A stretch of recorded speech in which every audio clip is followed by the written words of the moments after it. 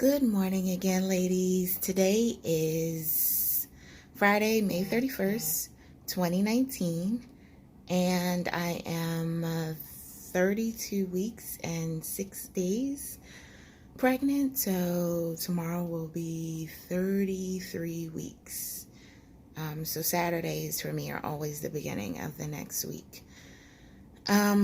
So I wanted to update you on my doctor's appointment that I had on Wednesday, this past Wednesday. So today is Friday, and I went on Wednesday. Well, it wasn't really a doctor's appointment. It was an ultrasound.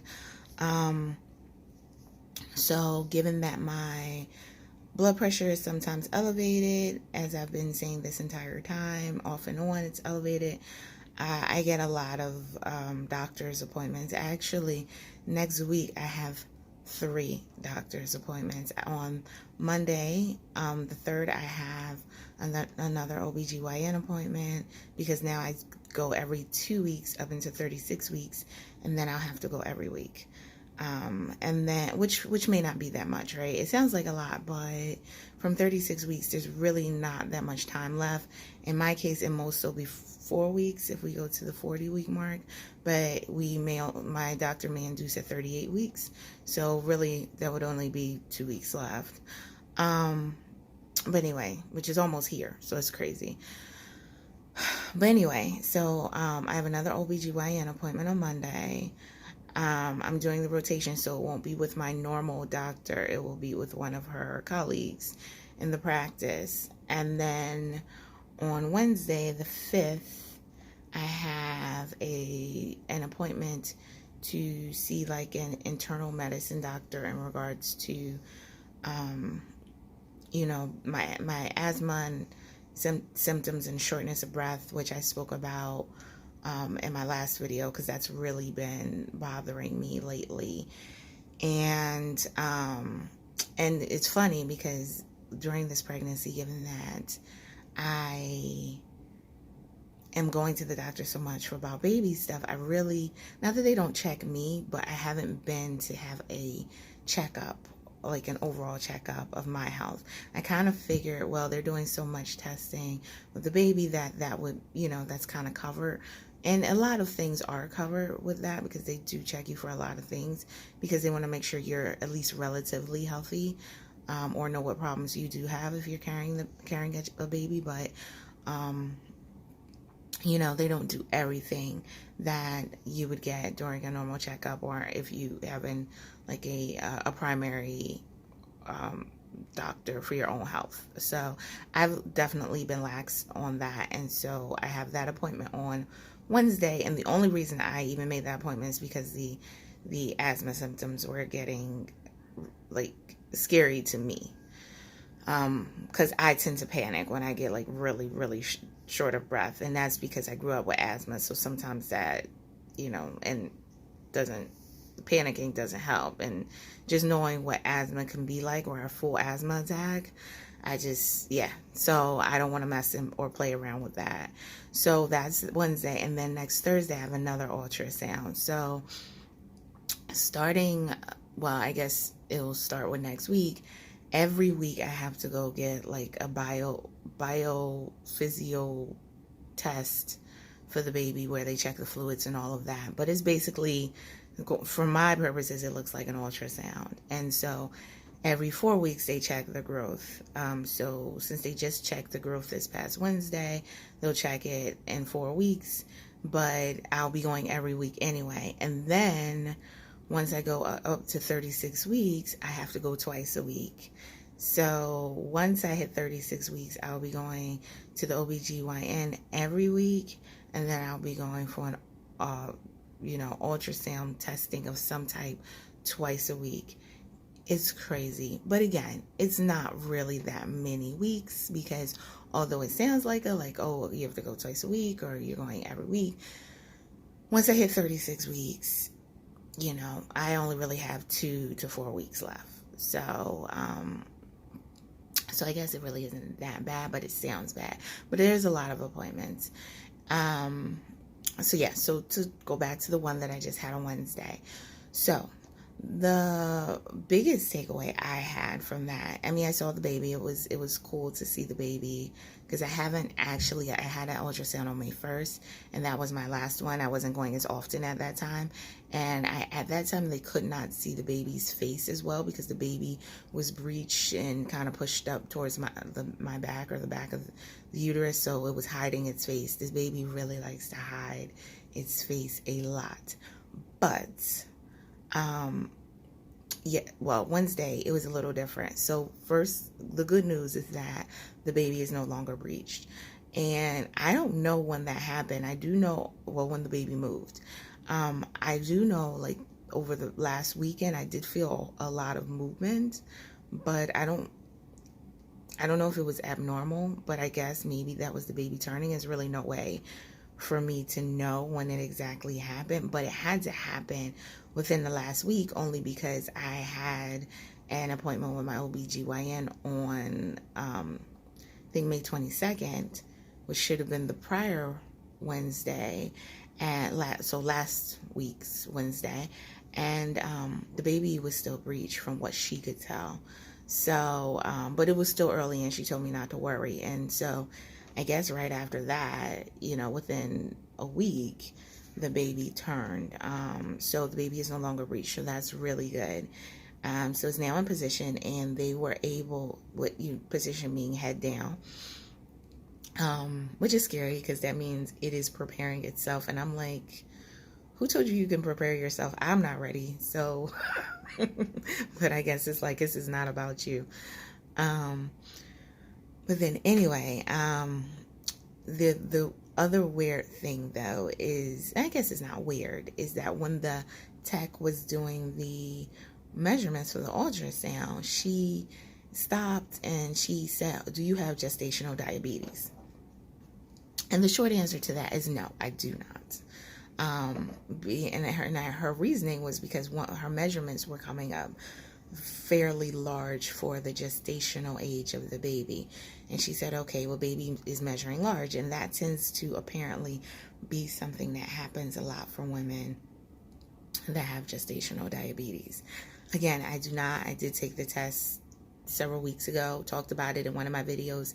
I don't have gestational diabetes, but no buts. I don't. The test was normal. I only did the one test. I do know that if your results come back abnormal for the one test, they do a second test. I did not do the second test because my first test came back normal. So no, it's gestational diabetes. And I think, I could be wrong, but I thought every time you went to the OBGYN, they test your urine for sugar and stuff too, but I don't know. I know they test for proteins and other things, but they do test your urine at every single visit. At least for me, they do. And so, yeah, if they're testing it in interim, but either way, I don't have it. So she asked because the baby is measuring quite large. In the 90th percentile, she had the estimate at 5.5 pounds. So, 32 and a half weeks, which is what it was at the time, the baby was measuring 5.5 pounds.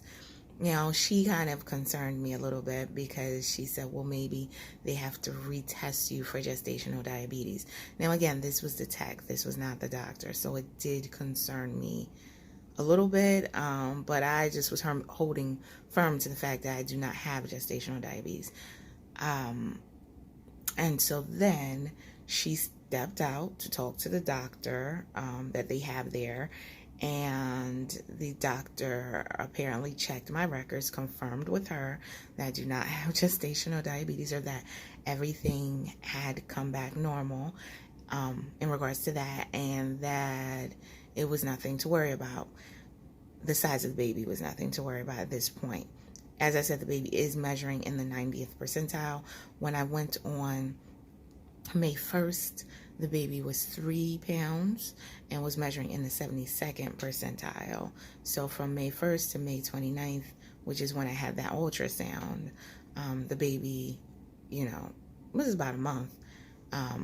Well, I guess that's 2.5 pounds the baby could have gained. I don't know if that's normal or not in a month, but Another thing that the tech came by to say after she spoke with the doctor is that it is only an estimate, right? So these weights that they give as far as, what the baby is weighing at, it's only an estimate. They really can't weigh the baby, right? Because the baby's inside you, and they have they're doing estimations based on measurements. So she said that they could be a pound over or under, and I'm like, over or under. So you're saying this could be a 6.5 pound baby? So I guess their range is between 4.5 pounds and 6.5 pounds. I don't know. I didn't even do that. I just was like, oh, okay, so maybe it's 4.5 pounds versus, even thinking that it could be even bigger than 5.5 pounds at this point. But as I said before, even when the baby was measuring in the 72nd percentile, I did think that this might be a large baby. I don't know. Again, these are all estimates, so no one can tell you until the baby comes out exactly how much the baby weighs. They are estimates that could be off, and it doesn't mean that the baby will gain, 5 more pounds between now and the end of, the pregnancy. If I go full term, I mean, I guess it could, it might not. I'm thinking this will probably be like an 8 pound baby, maybe 9 pounds. I'm hoping it's not 10 pounds, but it is what it is. You get what you get. And I was reading about it, and sometimes larger babies are due to genetics. I was over 8 pounds when I was born. I do not know what my husband weighed when he was born, but I know that I was a little over 8 pounds. But I was my mom's third kid, and sometimes they say that babies tend to get a little larger as you go on, and continue to have them. So I was her third and final kid, and I was the largest.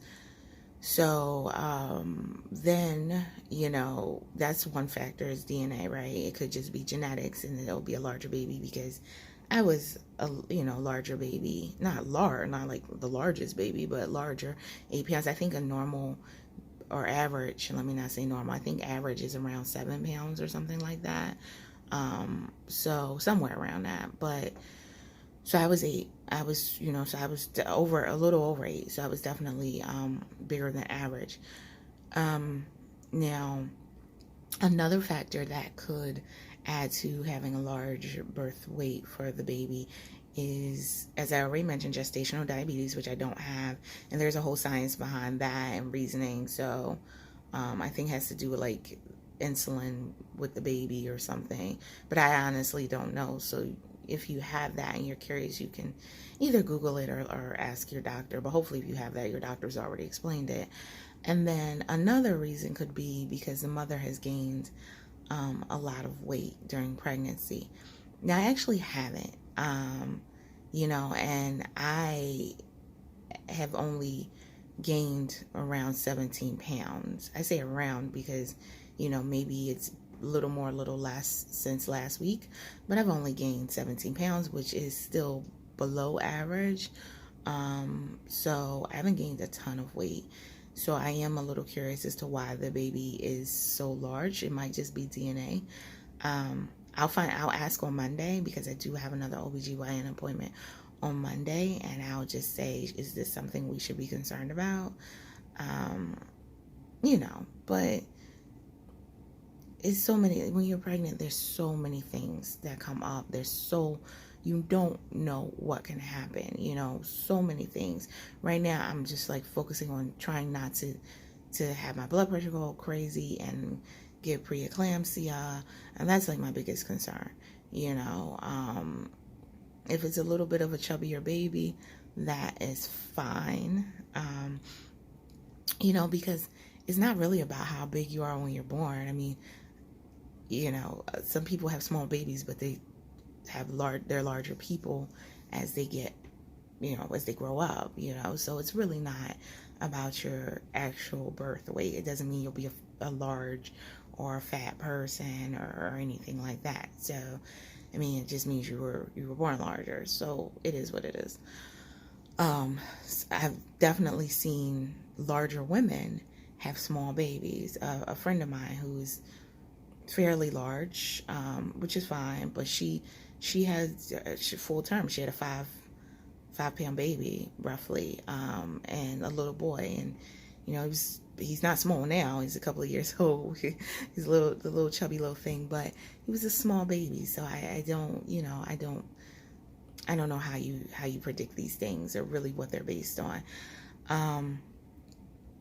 So I did get to see the baby's face this time, somewhat. This baby is definitely shy, as I mentioned. So the moment they put it on the screen for a second, and then the baby put its hands in front of its face, like immediately, because I had said, "Oh, we could take a picture," and the moment I said picture, it was like no.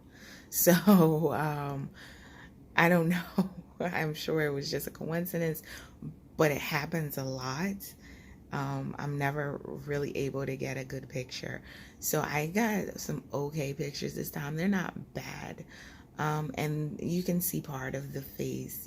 Some of it's obstructed by either the arm or the hand, but you can see part of the face, which is cool. And I've been sharing those because it's nice to see it. It's funny because when I look at the picture of the face, I'm trying to figure out whether it's a boy or a girl.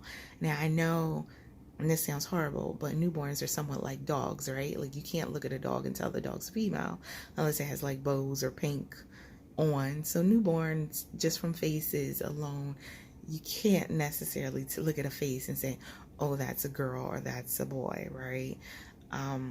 But I've been like staring at these pictures, and I can't even see the whole face, but I've been staring at these pictures trying to figure out, is this a girl? Is this a boy? My husband is convinced that this is a girl. Not sure. It bothers me that he's so convinced because he's almost convinced me, and I didn't want to be convinced either way. That's why I didn't find out, right? Kind of wanted to leave it a little more open, but he has been so convinced as a girl, so much so that he bought the coming home outfit, and it is pink. It is all pink. Now, boys can wear pink. I'm not saying boys can't wear pink, but he bought a little girl outfit where I had specifically said, get something gender neutral. There are it's not a lot of things because so many people find out that finding gender neutral things are becoming harder and harder. But I said, get something gender neutral. He goes and buys a pink outfit. So he has pink booties, pink little pants and a little pink shirt and a pink hat. Now, he also didn't buy newborn size. He bought 0 to 3 months. So, given that's a big baby, that should fit. I know sometimes they say for coming home, buy newborn size, if nothing else. But I don't know. I think maybe we're erring on the side of caution here and just going a little bit bigger. If the baby doesn't wear it to come home, if it is too big, the baby will grow into it. I'm saying whether this is a boy or a girl, at some point it will be wearing this pink outfit. The other thing is that the hospital does newborn photos. They bring in an outside photography company to do newborn photos, and I would like I'm going to have them done. The good thing is that you have them done and you don't have to pay for them until after you see them, because they put them online and you can look at them first. But I'm trying to think, do I need to buy outfits for that? Or when you look at newborn photos, a lot of time they're wrapped in different like material and put in baskets and all little cute poses because they're really flexible and stuff in the very beginning. So I'm trying to figure out, do I need to buy an outfit for that? Do I need to buy the wraps? I didn't know, and when I was at the hospital, I didn't think to ask. There is a really cute coming home outfit that I want for a little girl. There's a really cute one for a little boy too, and they're both on Etsy, and they both are going to be upwards of $50 each. Now, see, again, this is where not knowing the gender hurts me, right? Because I can't just buy one of the outfits, and I keep trying to figure out, should I buy, both of them? Should I just buy neither of them and wait until after the birth and then have have pictures taken then? I mean, one of them for the little boy is like a little onesie with suspenders and a little hat and booties, and it kind of looks like a little gentleman's outfit, which is cute, because if this is a boy, that's the way I'm going, like true gentleman, hopefully, with raising him. And for the little girl outfit, it's more of like you see the tutus and the little onesies and the sparkles and all of that. So I am definitely a sparkly type of girl, and so if it's a little girl, I would want to get that. And it has the little headband and hat and little socks that match. But I saw both of these on Etsy. I'm sure you guys know what I'm talking about. And as far as these outfits, because they're like all over the place, especially if you're ever on Etsy. But if you want all the pieces, they are actually kind of pricey. So I'm trying to figure out if I should get, one or both, or if I buy both outfits, do I gift the other one, or do I just hold on to it in case one day I have another child that happens to be the opposite gender? I don't know. I'm tempted to find out the gender at this point because of this, really just because of this issue, and to kind of settle the question. And I can buy the outfit because I hate to waste money. So, and these aren't cheap outfits, like $50-something or $60 around for a newborn outfit. It's not a cheap outfit at all. So, and the baby's not going to wear it long. And if I have to buy two, that's, roughly, both of them will cost over $100. So there is one of them will be wasted. Or at least not used right away. Let me put it that way. Or maybe Halloween. I don't know. I don't know, assuming the baby can still fit into the outfit at Halloween. Maybe then I'll put it in the opposite gender's outfit. I don't know, but just trying to think these things out, because now I am more tempted to find out the gender than I had been prior to. But that's really my update. The asthma symptoms I talked about earlier in the week, so there's not really much more going on with that. But, it's just carrying a big baby, and hopefully all the weight gain that I have, or most of the weight gain, is based on big baby and placenta and fluid. And I'm hoping that as soon as this baby is out, I can, well, not as soon, but shortly thereafter, I don't want to be where I was before. I want to be better than I was before, actually. I'm like, forget my old pre-pregnancy body. I'm trying to go above and beyond that. And see if I can get, go back to the days of my wedding where I was like in peak physical condition. But, so anyway, ladies, thank you so much for listening, and let me know your thoughts. And, should I be concerned about this 90th percentile baby that I'm carrying around right now, or anyone have something similar happen, and did it turn out that you had a big baby, or did it just end up at like a 7-pounder? Because maybe after a while the baby stops gaining weight. It's only but so much room in there. I'm thinking at some point you might have to figure this out, like, well, where you gonna go? You keep gaining weight. But let me know your thoughts, and I will talk to you soon.